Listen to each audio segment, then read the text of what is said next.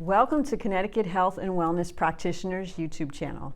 I'm passionate about bringing you great practitioners and educating and promoting health and wellness throughout the state of Connecticut and well beyond. In this video, we're going to be hearing from Ed Cleveland about how sound healing works and its benefits.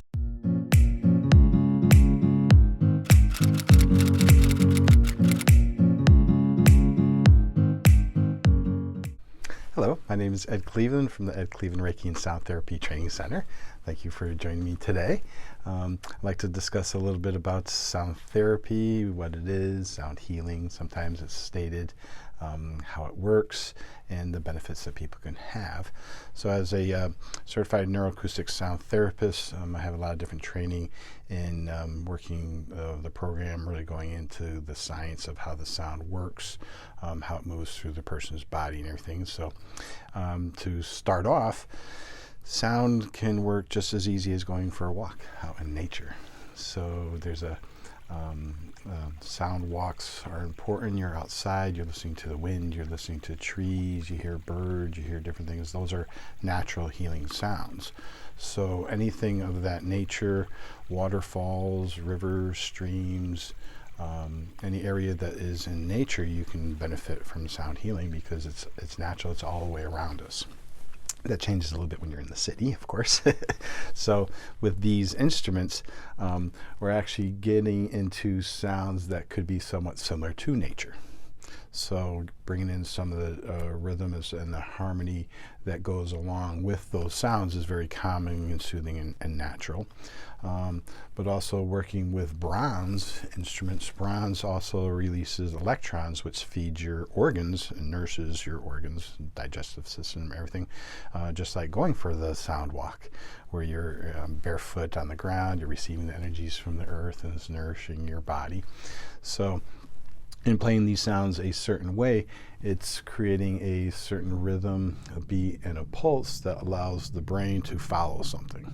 So it helps to get us out of the left brain, which is perceiving and receiving the information around us, try to strategize. But listening to these different sounds can help us get into the right brain. How is this making me feel? How is it relaxing me? How is it opening the relaxation response system, activating the vagus nerve, and working with the parasympathetic nervous system, which is helping to soothe and calm and relax. So when I'm teaching people how to play instruments for sounds, we want to have a good skill set of how we're going to be using a certain mallet, how are we going to create a sound, and like to have people start off very, very softly, like you were playing for an infant. So these sounds are very important because you're getting a lot of microtonality, you're getting a lot of little hidden sounds that you wouldn't normally get when people play louder. So in receiving that, basically it's a high form of mathematical information. So when I get to work with kids of all learning abilities, like I like to say, they're so smart that they're hearing these sounds that are different. It's not like our musical scale. This gong is like a full piano, but it also has all the sounds that are in between the black and white piano key that's right next to each other that we don't normally get to hear. So that's very valuable information. It's very valuable for the nutrition of our bodies, and you can get those sounds whether it's a Tibetan bowl or a gong, different singing bowls, didgeridoos, things like that have high harmonics, microtonality.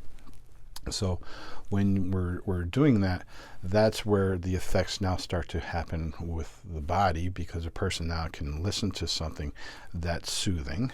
Some people see this large gong and think I'm going to play it loud, and that's usually the challenge that I get. People say they hear things too loud. So in a softer, gentle version, hitting or striking, tapping and touching, the instrument starts to take on its own beat, its own rhythm. It starts to become alive. It now gives you something to follow, something to listen to. There's something happening here. It's kind of like if somebody was going to tell you a secret, they say, I have something important. You lean in, you listen in. So I'm engaging in with conscious listening, getting you to tell yourself, I want to hear more. we go through life saying, I don't want to hear this, I don't want to hear that, and then wonder why we're losing our hearing. So in conscious listening, if I'm providing something that has an incredible amount of different sounds, because all these sounds matter, they're all important, but having a more of a variety of sounds just gives you more things to work with. Again, each person is different. We're all like snowflakes. We all have a different way of thinking and receiving and perceiving the information, as well as the cause and condition of the things that bother us. So it's important to kind of get out of the way as a musician playing these instruments. By creating a large amount of sounds, I don't have to try to pick a certain sound that supposedly works with a certain area of the body. A lot of times people get caught up on certain notes or frequencies, and that kind of falls into the category of what the manufacturers want you to think because they're selling instruments. So in having something that where we're taught that every inch up the mountain matters, every drop in the ocean matters, and there is not any one note or frequency that's supposed to do this very, very important thing for you. If it did, that may work in the morning, but you're different in the afternoon and you're different in the evenings. So what worked in the morning may not work for you in the evening, and that's still the same person. So having all these different people, it's really something that we're being taught to teach people that more sound is better, getting that nice variety. So in getting the sound to work and help to relax the person, that this also has the different effects on what's going on with people. I like to get some information what is going on. For example, if a person came in and they were dealing with a lot of anger, I would want to be careful on playing certain ways, because I would want to stay away from making different fire element sounds, which actually could increase it. So therefore, I'd want to make sure there's wind sounds, because winds can help put out fire, but wind can also increase a fire. So I would have a person hum. So they're working on getting their own air into their body, which is helping to relieve that stress while they're listening to the different sounds going on. And that's automatically going to help the main purpose of helping them deal with their stress and release that anger. It'd be like a tea kettle that's on your stove that's heating up, for your tea. The spout starts to steam, make that sound. But if you take that lid off, it kind of just goes away. So that's the same thing. By forcing the air and breathing and exhaling or humming, that actually vibrates your thymus gland, which also boosts your immune system. So you're oxygenating your body, you're oxygenating your brain, you're relieving the stress, you're increasing your own health while you're listening to certain sounds that are made to help relax you. So it's just a wonderful benefit.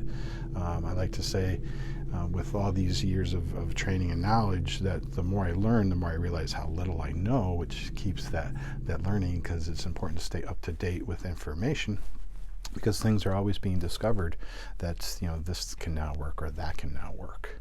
So thank you very much for coming in, for checking out what I do.